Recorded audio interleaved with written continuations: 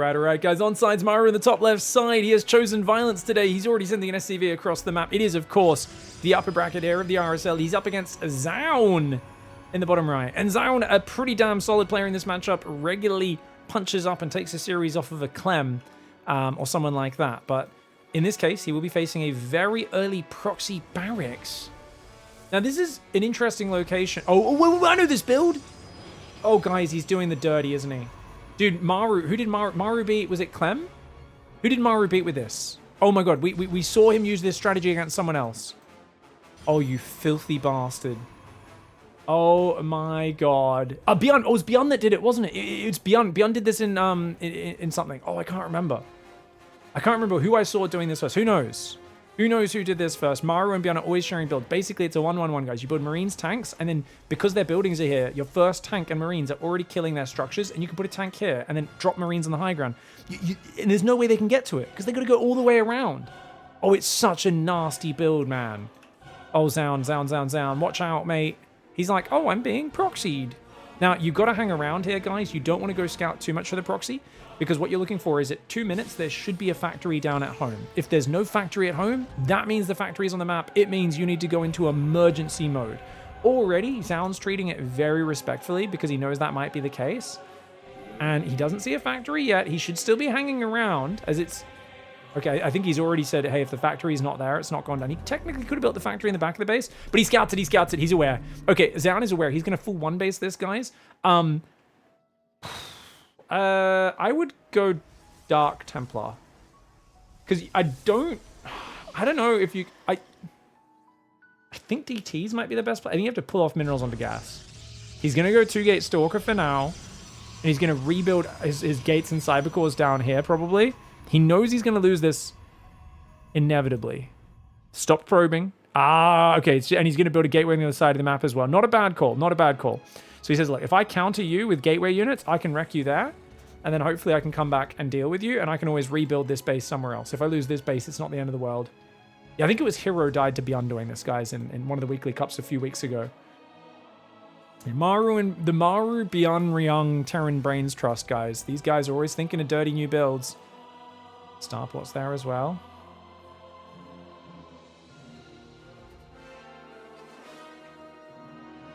Ooh, run away! Run away! Get out! SCV does escape from that first Stalker. 3 Marines over on the right side. First tank's about to pop. He won't have high ground vision until the medevac or Viking emerges, though, guys. So Maru's going to have to chill for a minute. He needs that medevac. There we go. Medevac's on the way. There are 3 gateways. Cybercore has not been rebuilt. So Zaun probably just going to leave that to the last possible second. He will have 3 gateways up. Warp gate will finish, of course. I feel like Zaun should have this in the bag because there's just no way to defend the counterattack. As long as he does end up, you know, warping in a few Stalkers and he should run up this ramp already, I think. But he's definitely going to take damage here. It's just about how he mitigates it. He's rebuilding the Cybercore here. This is going to get really interesting. So there's already 2 tanks, guys. And you can see the tank here. First one sieges quite far back. He doesn't want to risk getting sniped by Stalkers running up and killing him while in battery healing range. He's going to move one tank a bit further forward, and you can see how far he reaches. Pylons needed for Zaun. Stalkers and Zealots have busted it on the other side of the map. And Maru finds himself all in, guys. The SCVs are going to try and fight this, but the Stalkers and the Zealots should do just fine. Should be able to kill all of that. Marines and tanks pushing forwards. He's going to put a tank on the high ground now, realizing you've committed a lot of units to the other side of the map. The SCVs kill the Zealot. Can they kill the Stalkers as well? Zaun trying to multitask. He's going to pull the probes. He pulls the probes in. Can he take out the tank? The Stalkers with the battery healing doing very well. Gets rid of the tank. Does lose a few probes. But look at this. He can now pick off these Marines as well. Really well done. And oh, the tank actually goes in there. Wow. Ambitious push for Maru. I mean, Maru's all in. The Stalkers are killing him on the other side of the map. He has to go all in. Zaun did not mine enough to build a Nexus elsewhere. I thought he was going to do that, but he's actually just going to recall home and try to bust this now. All right, this is it. The game is about to be decided. Second tank siege is on the high ground. Crazy ambitious there for Maru. The Stalkers focus down one tank. The probes are getting annihilated by the Marines and the Vikings. The Stalkers take out the tanks. Now they pull back. Maru cannot afford to build another one. There's still 2 batteries alive, but all the probes are gone. It's just 3 Stalkers against the land landed Viking and a pack of Marines. There's still a medevac there as well, though. The medevac can pick up and drop units potentially. The Stalkers, look at that. He lands the Viking on it. He drops the Viking on top of it. Dodges. Oh, no. The medevac with the pickup micro. Maru, who needs an economy when you've got a landed Viking that can pop in and out of a medevac? It's basically a Marauder, and it's so good against those Stalkers. What a close game. I love the way Zaun thought about holding that. I think he figures if he goes expands elsewhere, he's going to lose all of his production. So what's the point, right? He's so close. He's just so close to holding it. I wonder... I don't even know, man. I don't even know. I thought he could hold that. Maybe if he recalled all the Stalkers here, spread them a bit better. But it's just hard because unupgraded Stalkers, Adepts, and Stalkers, Adepts, Zealots just don't have a lot of damage output, right? You need charge zealots, the units that jump on top and slice and dice. Stalkers, Adepts shoot really slow. So there's this dichotomy where an SCV pool in front of Marines and tanks is really scary, right? But in this, a probe pool into Marines is like, cool, I get like one extra volley off with my Stalkers or something, and they just don't do that much damage. Really well done by Maru. It's a filthy proxy, really good way to punish. If Protoss doesn't build their first buildings here, this build is probably nowhere near as effective. But the fact that you always get a free gateway cybercore pylon so early makes this really powerful. I wonder if you should build a like a backup pylon here, so you could actually have like 2 batteries actually actively healing every time he pushes onto the high ground. Maybe there's probably some really technical adjustments to do this. This is the reason I said DTs though at the start though, is because I know how hard it is to defend this push.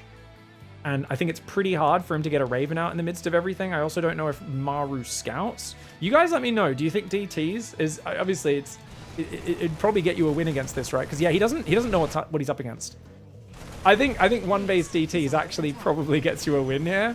But you'd need to scout it as early as Zaun did and be willing to commit the gamble on it. It's a dicey one, but I think it's probably one of the better plays.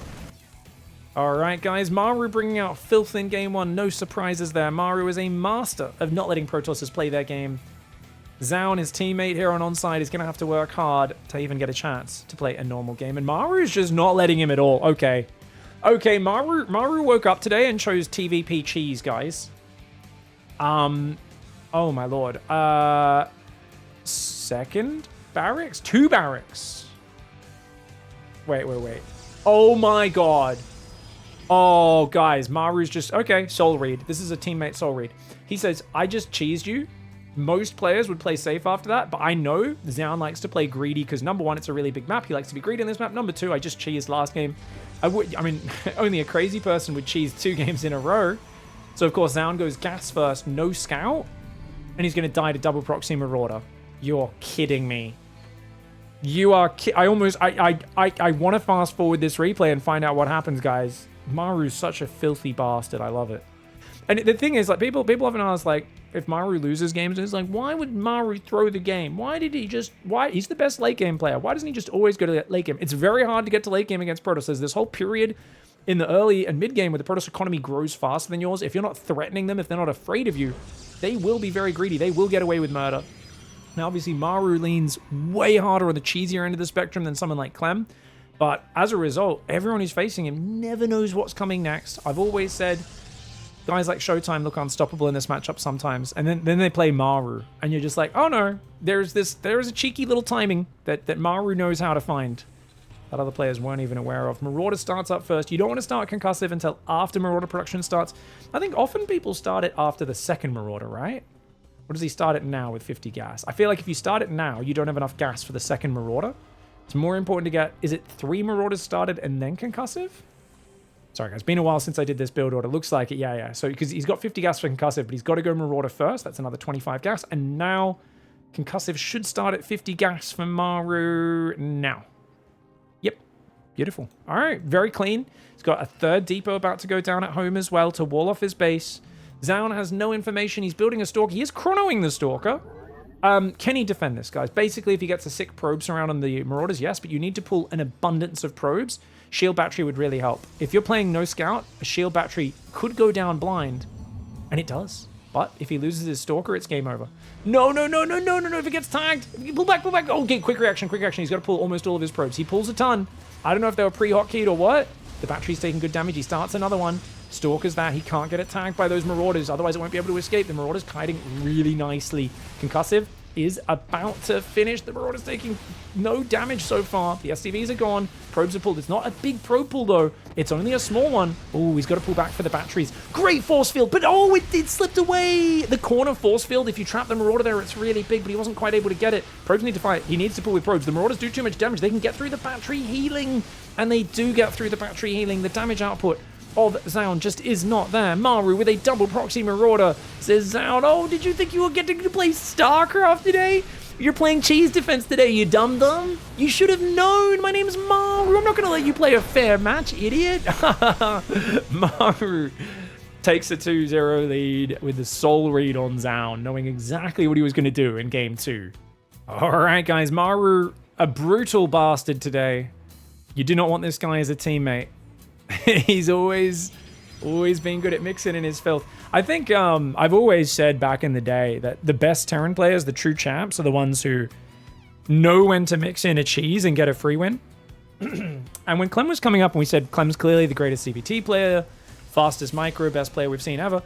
But I always said, like, oh, I don't think he's going to necessarily be a great champion, or it's always going to be much harder for him. Because, like, he doesn't get free wins very often. He very rarely gets... And I used to always... This used to be a concept I was really big on, where for the first, like, I don't know, 8 years of StarCraft 2, all the most prolific champions had a lot of free wins they would get. Guys like Hero would come out to IEM and they would cheese the heck out of people with some weird one-base blink build. MVP would proxy 2 racks Marine SCV pull people. You know, you'd have people pull out these crazy builds. Life would go for a 1-base Bane bust. He'd go for a 6-pull drone pull. You'd do these crazy builds in clutch moments, and they'd get quite a few free wins, and it just made them really difficult to predict. Everyone didn't know what to expect from them. And yeah, sometimes that didn't work out, but, you know, they were always very dynamic.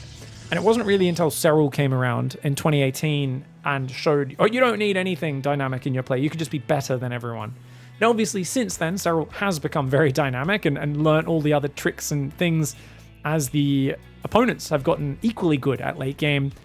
Balance has changed a bit as well, of course, but I think a big part is just the skill level of the opponents came up, where guys like Raynor and Clem were finally of age to compete that same year.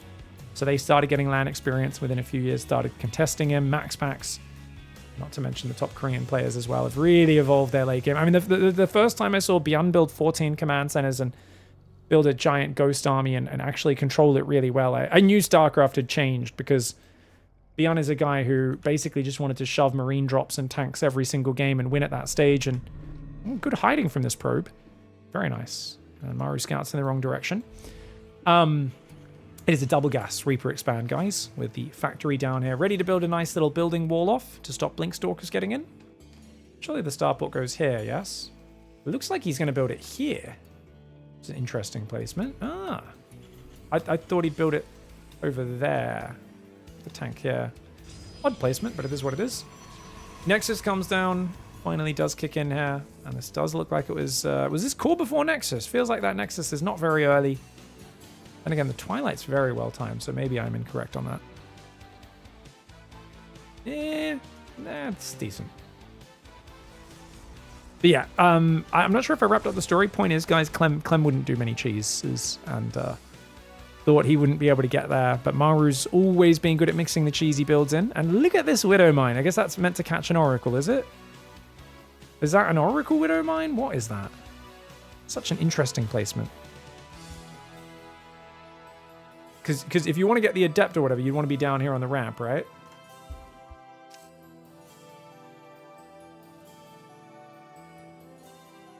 Couple Stalks and Adepts hanging out. We've got a second gateway up on the high ground. That was the longest-winded explanation that Clem rarely cheeses. Well, I was pointing out that Maru cheeses the heck out of everyone. It's why he's so dangerous. And that's why he's so different to Clem. Clem is like, if you just made them do... It's kind of funny, because obviously we have the Marine Split challenge actually we just dropped, where Clem didn't perform that well, but that's not a very fair test. It was more just an interesting way to see what techniques people used. But in terms of like raw speed and multitasking, Clem's kind of on another level to almost anyone. Maru, I never get that impression that he's just way better than everyone. Just so well prepared. Oh my gosh, this is a bad commit for Maru. But Zaun didn't get his final shot off. Oh, Zaun. 3 Stalkers should be able to 3-shot the medevac on the way in. As it is, it's still not a good trade here for Maru, unless Zaun makes a big doo-doo right now, which doesn't look like he's going to. He's going to sack a Stalker. Probably unnecessary there, but you know what? 3 probes, bit of mining time, totally worth it there for Zaun. Maru, when he saw the 3 Stalkers, should have pulled back. He's lucky. Zaun slightly mismicroed. Didn't get that 3rd Stalker shot off on one of the volleys, so he did 8 Stalker shots, which meant the medevac was able to unload the 3rd Widow Mine. Otherwise, he could have killed the medevac before the 3rd Widow Mine unloaded. That would have been a disaster for Maru. Maru and boosting over enemy Stalkers, something he does like to do. And I think it's got him punished really bad a few times when he's done that against Clem playing Protoss, Classic playing Protoss, where they're very on point. Zaun was just slightly off on that.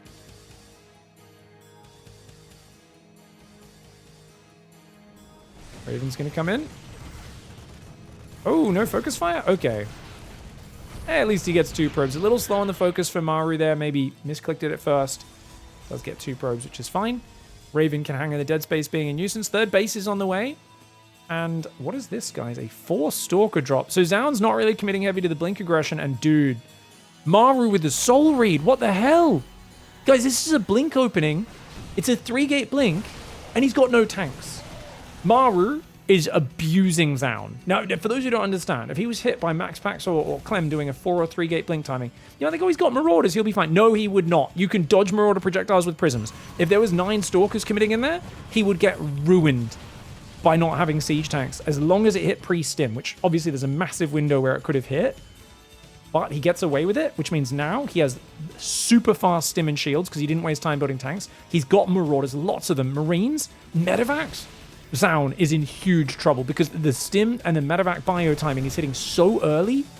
Maru just sacrificed the Widow Mine drop to keep Zaun at home and just said, and I'm just going to be greedy behind it. I'm up 2 games. I can risk it for the biscuit. And that's exactly what he does. Concussive has started. The engineering bay got delayed, which is also something he cut to get this timing going so early. What the hell does Zaun have? 5 gateways about to finish. He's got 8 Stalkers and 2 sentries. He moves forward there a bit derpily, trying to focus those units down. Doesn't get anything. Charge is not quite ready. The gateways are starting to transform, but he's only got a handful of zealots. The Immortal's not even out yet.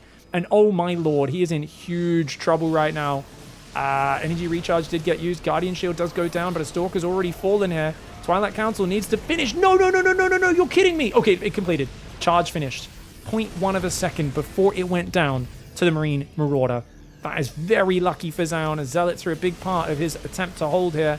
Stalkers are trying to bait stims. They're not able to. The Marauders stim on top of the Immortal, but the Zealots come forward. The Marauder's actually going down to that Immortal. Great shots from the Immortal there. And I think he can hold on Ken Zaun, but his army's very damaged, so he's got to be a bit wary. Maru wants to pull back, let his units heal. Remember, these are not +1 bio units. We're used to seeing this sort of army having +1 attack. It does not. That being said, no Forge for Protoss, and Zaun only on 50 probes. He's going to transfer some workers over now. Does do a bit of an over-transfer, maybe showing that he is a little paranoid. Starts building 2 pylons as well. These Stalkers are so fragile, guys. Stalker's going to blink back. That medevac takes a lot of damage.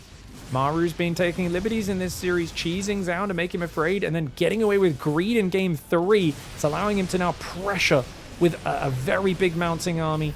Biostim, the Guardian Shield got activated. He's so good at darting in and focusing Stalkers down. Really well played. Remember, Maru's shoulder injury, the best it's been in years. His micro has really looked better recently. Does lose a few Marauders, but he gets a bunch of Zealots there. Forces the blink back. So there's 2 Immortals out. Not much sentry energy. He's going to go south. Oh, okay, Maru. This is dangerous because he's very damaged here. His army's very damaged. He's going to stim south and then I guess pick up and leave, maybe?